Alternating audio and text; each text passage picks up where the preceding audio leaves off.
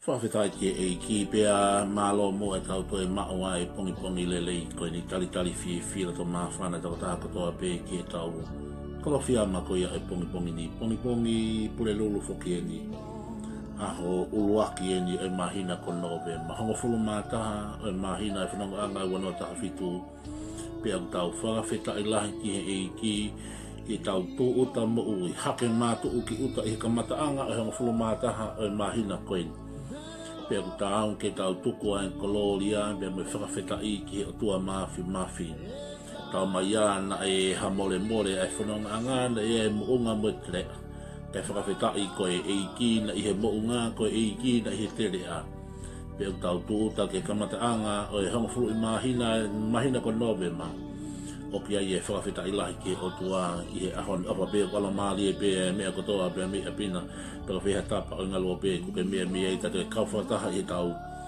proklama kalowhia mako ia o e pongi ni tali fia koe i e huafa i kona e mai huafa le lahi o tau e kosi i sukala isi koe tau le soni kalowhia mako ia ki e pongi ni tō pia me taha o tau ngai le soni ko ia o e weekendi ulaki i piseri a Paula ke siasi ko ia i Thessalonica ua e wahe brevesi hiwa ke veto na hongo fulu mātoro ulaki Thessalonica wahe ua brevesi hiwa ki he vesi ko ia hana hongo fulu mātolu te unga ake a ririu ko ia unga ake e takita molitoni bere pāki fo ou ke whai ake e tau kalowhiama ko ia oi pongi ni ko e kaweinga ko ia oi le soni kalowhiama oi pongi ni aha uluaki o novema ua no taha fitu au pehene hana whakarea hoko ko e tā puaki i he siasi o eiki hoko ko e tā puaki i he siasi ko ia o eiki vesi hono hiwa ulaki Thessalonica wahe ua vesi hiwa i he ririu ko ia ngaki e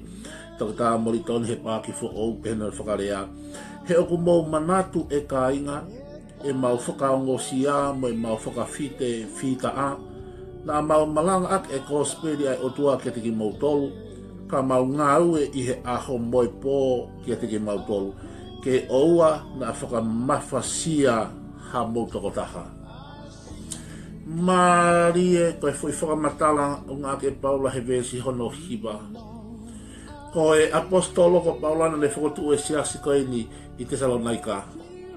Pia ne hiki tohi atu rewa ai whakamatala koe ni i e vesi koe ia nā kulau, koe vesi koe ia hono hiba. Ua ki Thessalonica wahe ua vesi hiba. Klange e Paula, o kou whambe ke u toi ki whakamanatu atu ki atiki mautolu e kainga lotu. Thessalonica. Mo manatu e taimi na mau ia teki mautolu ai.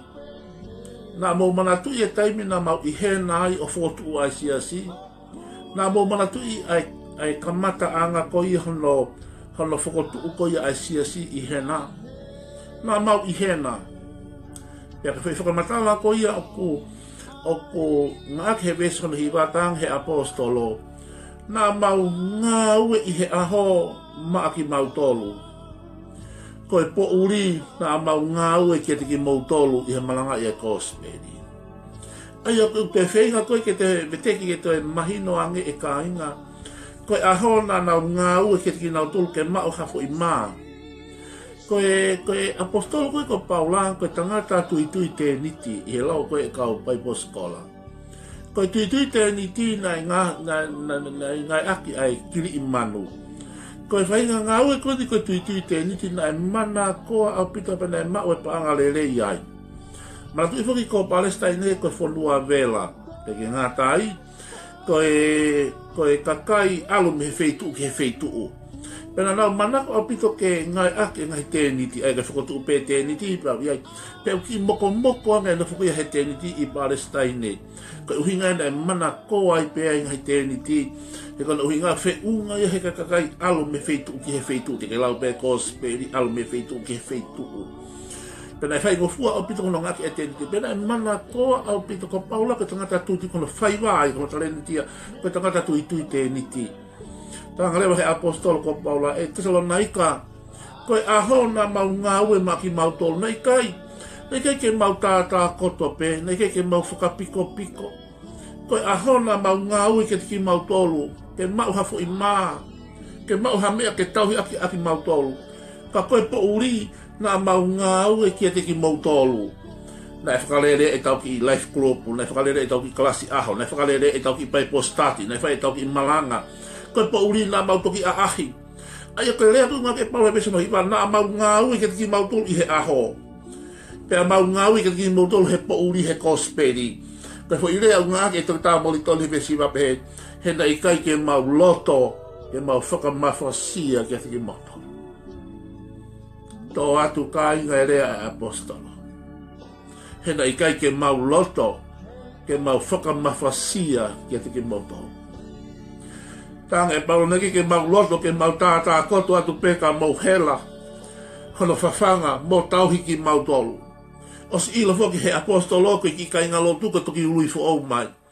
Peka pau te nau tātā koto atu kai toi. Ta nau te whei mea kai pe tauhi mai. Kono whakarea ke tāte nau te whakaholo mui ki nau tolu ia. Pe tanga e paula e Tesalonaika. Mo mana tu e taimina mau i henai. Nai kai ke mau tātā koto. Nai kai ke mau whakapiko-piko, kai whakawhiwhi e ta, na mau ngawe mate, ngawe lahi. Kai aho na mau ngawe ke mau haki se niti, ke tauhi ake, ke kumia ka kikonga mea kai, koi kiki, ke tauhi ake mau kemi, na mau lofai i hena ke kamata e siasi. Kai po uri, na mau ngawe ke ki motolo. Aia kai whakarea koe, ngā ake, e te tāmuri toni, ke te whenga, ke te hanga pere phrase ke te mahino ange. Na mau ngau he aho ke te ki mau tolu. Na mau ngau he po uri ke te ki mau tolu. Kia te ki mau tolu, kia te ki mau tolu. Kia te ki mau tolu, kia te ki mau tolu. Na mau ngau he aho whai mau tuitui te niti ke whakatau atu. Ke lawa mau maha mea ke tahui aki mau tolu. E ke po uri na mau ngau e ke te ki mau tolu. Na mau ahi me whare ke whare. Whakalere ngai life group. Pai postat malanga. Na mau ngau ke te ki mau tolu he kosperi. E berewa e he apostolo. He neke ke mau loto. Ke mau whakamafasia ke te mau tau. Wow. Whahinga konaki me whahinga rea loloto.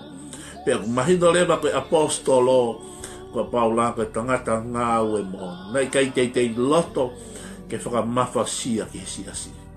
Pea koe kaweinga ia o ahoni. Hoko koe tāpuaki. Hoko koe tāpuaki he siasi. Koe mea pango ia e ka inga, mea pango, peka mea whakamamahia, koe tau tuuta ke he wanoa taha fitu, mea ulaka nove ma. Oku toko lahi e kau ngāu ia ki e ki kakai whakapiko-piko. Toko lahi e kau whaiwhekau, kau se tuata, kau ti koni, kau tukoni whaiwhekau. Koe kakai whakapiko-piko, ka te eke atu, oku ke ngāu, tam ikai, oko ngāu e full time. Koe ngāu e full time, kona uhinga, o ikai ki toi ngāu e paanga, ka koe ngāu e full time ki he eiki. O uhinga, aku ke lotu, aku ke aukai, aku ke aahi, o ke lau folo, aku ke akatohi tā. O uhinga ke e mea koe uhinga full time. Koe mea paanga, koe nihi, ako eke atu, o ke ngāu, ikai, o full time pe. Koe ke whaha me aia. Koe fo i mohe ata pe, koe fo i mau taimi ata pe, koe mea whai kone aloholo mone ki i pere, hu atu mehe api ke api, koe suipi, koe pere talamu to alo i mone ki i papa vei mau, alo mehe feitu, koe o teke vei mau. Te keu si he mau taimi. Peto ki tātā koto mai pe, koe tāri ke ka inga lotu ke whawhanga. Whamiri koe na tauhi mahe moni te, whamiri koe tauhi mai tusi te. Pea koe o ate he sāpa te, koe sio pe ke wahe hongo fulu e ka inga lotu. Paka ki tō lala wahe hongo fulu, me whakaka kai kuo ita ko tafulu ko ngāhi e ka inga lotu, kuo talatu ki i ware kāka e mate ho mō pisinisi moe hāfua mota. Koe tātā koto atu koe, kai ke whaha me e ka. Koe tātā koto atu pe ke, o hange koe tau lea tong, o koe langomi koe kanoni. O mai pio tātā koto mai pe, ke kai e mo ui e ki kai ngautu. E kai ngā, whamare mōre atu, o waisi nihi unau ngai furutai mo oni. Oku nau lotu, oku nau au kai, au fuato, whaafu ofa, au pito, tābua ki kohe eiki, kai ke ngau e paanga, o ke nofo ki eiki, pia whai ngai whawheta iki. Kung tala no atu he koe nihi, hala whakare, ne te tawhai kita he sopi, vilo noa ia holo. Ei, alu ki uta toha fu mani oke. Pea ke alu ki taha tau mātau, kai peke alo moe maha ki fo i kaloa ke kai whamiri. Toko e taha koto mau taimi. Koe ni kai whakahino ene apostolo. Tatu uta he kamata anga e mahina ko nove maha. Ko fulu mātata ngai pau, hei! Na mo ilo me e mau ngau e mate maki mau tolu Tesalonaika. Na mau ngau he aho maki mau tolu. Maha fo i maneke ke mau tātā koto atu. Ko po uli na mau ngā we ke mau tō he kospeli. Ele whakarea o ngā ke mori toni. Ne ke mau loto, ke mau whakamawhasia ka te moto. Mea pānga koe ahoni ko hoko kau ngau e iki koe whakamawhasia ke se. Pea kua toi whakaholo mui at si kau lui fo au ia fulahi, ko nau mawhasia. Pea kua whakaawha kisia si, ko nau mawhasia. Ei, tuku mua kau rea ki ke te koe tangata ngau e ki he eiki, ka bau hui koe o tuake ke ngai fulutai, amen, toka nga ki he ngau e. Pea ka bau o ki kai, alo kumiha au ngau e. Alo kumiha au ngau e, toko ni ke sia si, toko ni ko family. Oh, hallelujah. Tama e pau neke ke mau teitei loto ke whakamawhasia e mau ihena ke ki mau tolu. Paka uhinga e ako naka e pau la, hena ki toko lahi, o pita hiki ka inga lotu ke sia tia, ko e hika kai whakapiko-piko. Ko ia e ni. Paka whaila pau la ke whakahino-hino ke ka inga lotu, tuku e tā kota whakapiko-piko kumiha ngā ue. Pena hoko lewa e ka kai whakapiko-piko i hanga e naha ka kai masiba he sia si.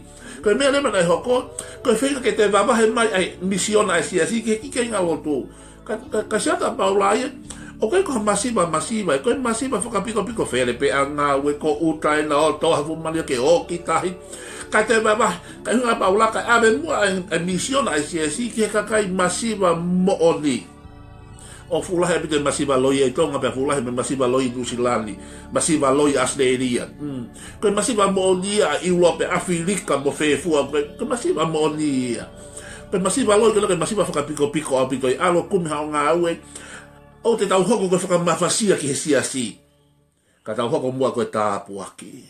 Tau hoko koe tāpuaki, sika hoko fulue, ka ula wat ke te koe. Koki mautolu e whakamooni i o mo o tua foki, ki he molu malu me tatonu me ta e mele e mau whakawhia ngai ke ti mautolu ai kau lotu. Ko ki mautolu e whakamooni. E te whakamooni me otua. Ka mako siasina e toko li manoa, whakamooni ni manoa, pe whakamooni me otua. Koe mooni e kainga. Whakamooni. Whakamooni. Ei, nā he aposto, ei, ko ki mautolu ai witness. Nei kai whakaloi. Nā mau ia te ki mautolu, pe ke mau teitei loto ke whakamawhasia han mea ke tumulo. Whakamooni. Nā mau ia te imoto, nā mau wakonaki, nā mau tafului, nā mau ngahi, nā mau whakahino-hino ka te imoto, ka hong fuluia, ka taha-taha. O ku mau ilope, hange koe whai, e hata mai ke le whānau a ana. Nai pehepe e mau eki naki ki mau tolu tāu taha. Mo loa taki, mo tapou, ke mau laka o tāu moe, o tua, ai o kune ui ki mau tolu, ke hū, ke no pule a ngā, mano langlani. Mes taha wai. Tange paula, hei, nā mau akonaki ki ati ki mauto, nā mau malanga, nā mau whakahino-hino, nā mau waloki. Koe mea kotoa koe nā mau whai, mou kataki whakamore pe siasi Thessalonica, ka mau na e vevela, ka mau na e whewheka e maurea, tange apostolo, whamore, na hange pe ko hata mai ki ha whanau. Whakamore, ka uhinga e mau wakonaki, mo e mau waloki, mo e mau whakahino-hino, koe mau whinga ke mau laka o tāu, me pule anga o tua. Whakamore ka mau na aha rea na e tōtua. Whakamore ka mau na aha rea na e fuwhewheka. Thessalonica, hange pe harea hata mai ki ha whanau. Wow! Koe sia hange pe hata mai ki ha whanau. Pea kumehe pe kukon whakamore ke te kohe ahon. Whanonga mai e kalofia maki, o se le tae ua, koe whanonga ni kono tau tolu. Ka mau na aha rea, na e whewheka, ka mau na hamalanga na e baloki, na e hanga tonu, na e peka whakawhotunga, e ka lofi amaki a te koe uke mea mai, peka mau na ke whanonga whakataha mai pia muau, o se tau e ua, alu ke hana tau e tolu, ko kore whakamore atu, na e hange pe ko harea hata mai ki ha whanau. Tange e paula ki he siasi, na mau tapou, na mau akonaki, na mau waloki, na mau, koe mau whainga pe ke mau laka, ke tau pia mai otua. Wow! Hange pe ko hata mai pia mai whana. Hange pe ko hata talai whare. Hange pe ko e whawhola pe whalaka e area e kainga. Hange pe hata o pōtala noa. Whamore ka mau ne whewheka harea. Whamore ka mau ne whewheka ha konaki. Whamore ka mau ne ha waloki. Io, ko e a konaki pea e ta mai ki e whana. He ko haikoa hata mai e loto ke aluha ane whana o tō ki a whaingataa. He ko hai koa hata mai e loto ke toha hana ofefine pe kona foha ki halua pe ko halinifa. I kai, e rea mai e tamai, e rea mai e akonaki e tamai, pe ku vevela, pe ku whewheka, ka ku rea mai e tamai, he ofa, Pea koe tāla ia Paula ke siasi o Tesalonaika. Whakamole mole ka Paula e whewheka haakurea. Tāngai Paula, whakamole mole ka Paula e aha aho, na e kona hakure o ka teki moto. E te hanga e Paula e hange e peko hatamai ki a whana. Na aku tapou, na aku wako naki, na e whewheka hakure o ki a te koe Tesalonaika. E na whenga peke mou laka o tau moe otua. O whakawheta i ki heki. Koe mau whenga peke mou laka o whakawhea ngai mea moe otua. Koe tahatolu e vesi. Koe ia ki mau tolu foki o ku mau whaita e tuku e mau whakawheta i ki otua. Ko hiko mau tari ai wholofola au o te ringa. Ai ane whakafofonga ia te ki mau tolu ka koe mea ia ai otua. Whakawheta i na i kai koe rea ai tangata na mau mau. Ka koe wholofola e otua. He ko ia mate pe. Pea koe mea foki o ku ngā au e te ki mau tolu o ku tui. Nāngai Paula ko mau whakawheta i tai tuku ke otua ko hiko ki mau tolu. He ko ki mau tolu na mau whanongo ki e wholofola ko ia e otua. Pea koe wholofola ko ia otua, au kai ka wholofola a ki mau tolu, ka koe wholofola ia pia me he otua. Ka kou sa ia ka leo ngake Paula na mau whanongo. Koe vesolo, koe vesolo ia ahono tātou lupe he. Iho mau tari e wholofola ongo te ringa. Mau tari e wholofola, moli tōdi e. Tari e wholofola ongo te ringa. Ongo te ringa, nana tari e wholofola. Pena lea mau, peko mau tari, nega ka wholofola i hatamata, ka wholofola i autunga. Pena e fio e mea ko ia pia mo tui. Na e aba hanau te ringa o tari e wholofola. Oh, hallelujah. Fuulahi e tau whanongo malanga. Weekend ni maua he tau, sabate ni maua he tau. Fuulahi ho whanongo malanga. Ka kono mo ni wenga he taimi o koe ke ongo ho tau te ringa e tau whanongo e wholofola ato. Tā puni. Ka tāna e palo mau whaka wheta i ki he eiki. Kui koe mau sio kau mo ui Tesalonaika. Tupu laki. Mu whanga ki i mo ui whaka ofa au pito e kainga. Pea ilo lewe apostolo koe ka kainga na wā. Whakaongo. Nā nau tari e wholofola ongo te ringa. Hallelujah. Pe o kei ke wholofola i ko ia, ke wholofola i a Paula. I kai, ke wholofola ai otua. Pe nā nau tari i e nau tui. E kau ngā, hoko mua koe tāpua ke siasi o e ki, ka whē siasi ko ke i ai. Whakaongo mua ho te ringa ke wholofola. Pe tari e wholofola ai otua e kai ngā. Hoko mua koe tāpua ke siasi o e ki, tā tūta mai ke kamata anga e mahina honong fulumataha e wana taha fitu. No ve mai ni. Ta hoko mua koe tāpua ke siasi o e ki. Ta hoko koe pou ke siasi o e ki. O mo te ta hoko koe kanonika, ta hoko mua koe langomi. Ta hoko koe pou ke siasi o tu. Hoko tāpua ki. Hallelujah. Alo kumiha o ngā ue. Ka ki se niti ko ia mo uia ha family. Fuaki mahe mahe ma fulu. Koe misinare ka tohi kite. Hey, be a blessing to the body of Christ. O e o mai tā koto mai o misi ki misiona mai ki moui asiasi ko tau whanga ki asiasi mai wanga fu mai fu asiasi lalahi tau nga ei pe aho ia o sia ngā ue tau tā koto mai ko sia harepa hallelujah hoko ko tā buaki i asiasi ko ia e ta mai ko glotu ia tā buaki mua kakai pombongi nang ia bea fiona Jesus Christ ala whamu amen.